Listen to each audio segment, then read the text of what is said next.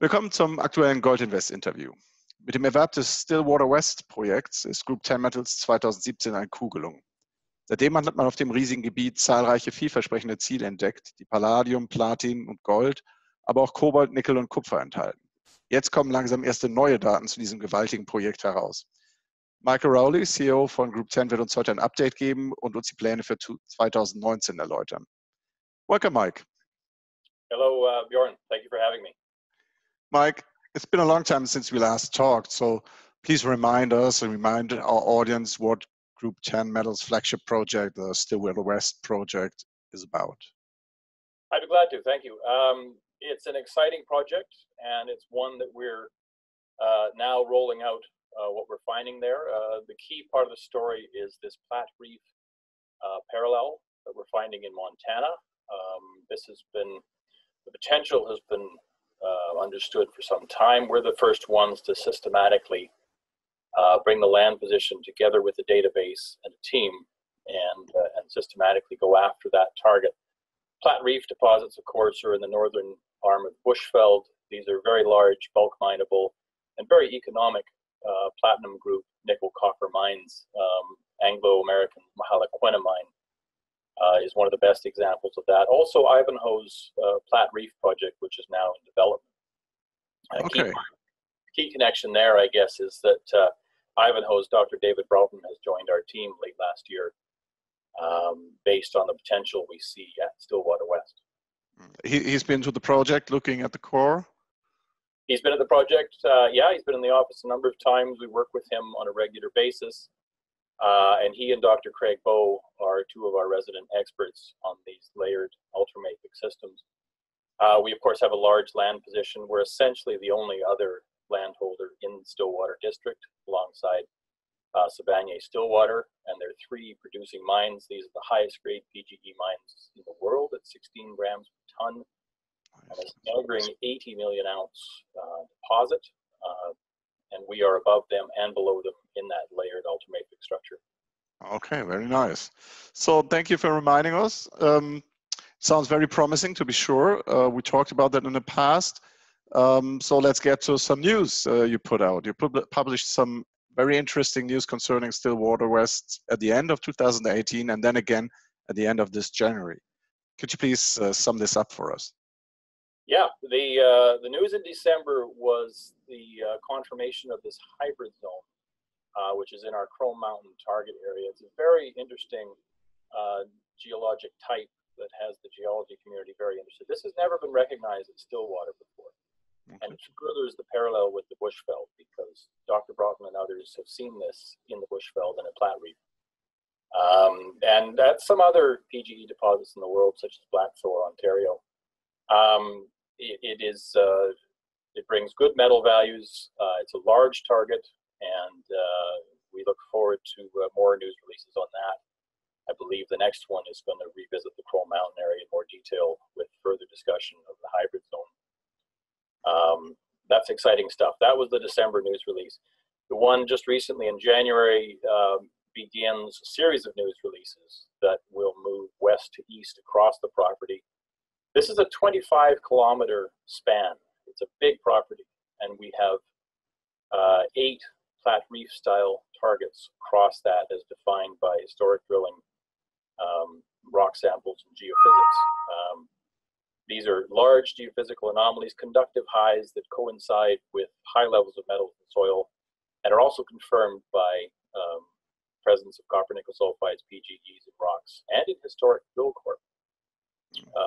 So in that first release, about 2 weeks ago, we started with the Boulder and Wild West target areas, which have less data than some of the other areas we'll get to next, but still very promising. And those conductive highs have been confirmed to contain significant copper, nickel, and cobalt mineralization. We have limited PGE data, yet we returned from our work in 2018 some combined PGE hits of well over 10 grams per ton, spectacular grades. So in broad terms, that confirms the potential that we see for these reef-type high-grade targets, and especially the bulk mineable Platreef style mineralization. Okay, Very nice, and those results certainly make a good start to the further exploration and development of Stillwater West.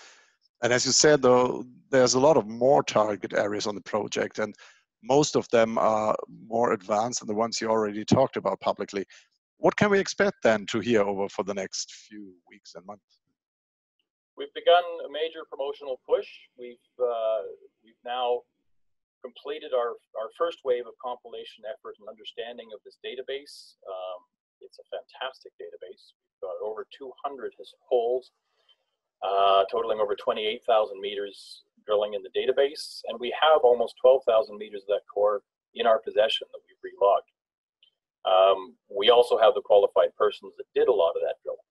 So it's been a remarkable compilation effort. It was done very quickly, and it's rapidly bearing fruit now. As you mentioned, those first two areas, the first news release there, not as much data as the next two. The Crow Mountain target area historically has over 80 drill holes, and then the Iron Mountain camp zone areas after that have over 100. Those news releases will be coming out in the coming 4 to 6 weeks. Overall, as part of a promotional push that reaches back to December. Mm-hmm. And we look forward to getting that out, to discussing it, revealing what we think we have, and then announcing our plans for 2019. Well, we're certainly looking forward to hearing more of that. Apart from presenting what you already got, the data from the historic course, can we assume that you will be advancing the most promising of these targets over the course of 2019 by various exploration methods, some drilling perhaps? Please tell us your plans and goals in that respect. Absolutely. If we have a challenge with this project, it's that we have too many targets. It's a very big and highly prospective land Very package. Nice project. Yeah. It's a happy problem to have when your neighbor was bought for $2.2 billion only 2 years ago. So yes, prioritizing targets is a big part of what we're doing right now. In terms of our plans for 2019, I would say all of the above, although it's a little early for me to release details. We had a terrific display at Roundup. We garnered a lot of interest, had some very good meetings, and I feel very good about the year ahead. Okay. Yeah, I heard it was getting crowded at your booth at the Roundup one time. So interest from who? From majors interested in the core you were presenting there and the project as a whole? We didn't get to sit down. It was awesome. It was great fun. Yeah, we did basically our debut. It was the first time that we've revealed this core publicly and talked about it in detail. And we had the qualified person that drilled it in 2007 present, and Dr. Craig Bowe. And yeah, we were packed. We were jumping. We discussed 3 target types there. We had the reef type high grade with grades up to 13 grams palladium. We had the massive sulfide basal contact target type, which fits the Platreef bulk mineable. And then we had this hybrid zone core, and all 3 got extensive attention. In terms of who was there, we attracted a great retail crowd. We attracted some very good institutions, names you'd recognize, and we had a great number of majors, names that you would certainly recognize come through for an extended look. So conversations from that are ongoing, and we're very excited. It's been an excellent beginning to 2019 for us. Okay, certainly looks so. Certainly also, if you look at the share price, which started moving again a couple of weeks ago, it got down, I think, with the tax loss selling season, it got hit by that, like a lot of companies, of course, but it's come back nicely, and some interest also translated into more volume, at least in Canada. And so that's a good thing for people. But then the stock already moved up from, I don't know, 12 to now 20, 21 cents.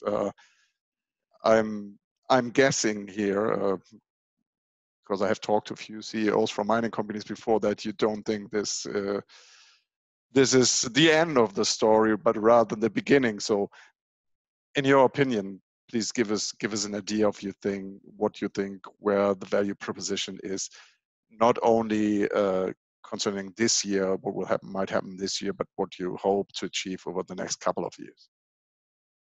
Yeah, well, it did move perhaps even faster than we thought it would. I thought that it might take some of these more substantial news releases, which we are just about to release. They're in the works right now. I thought it might take some of those to significantly move the price.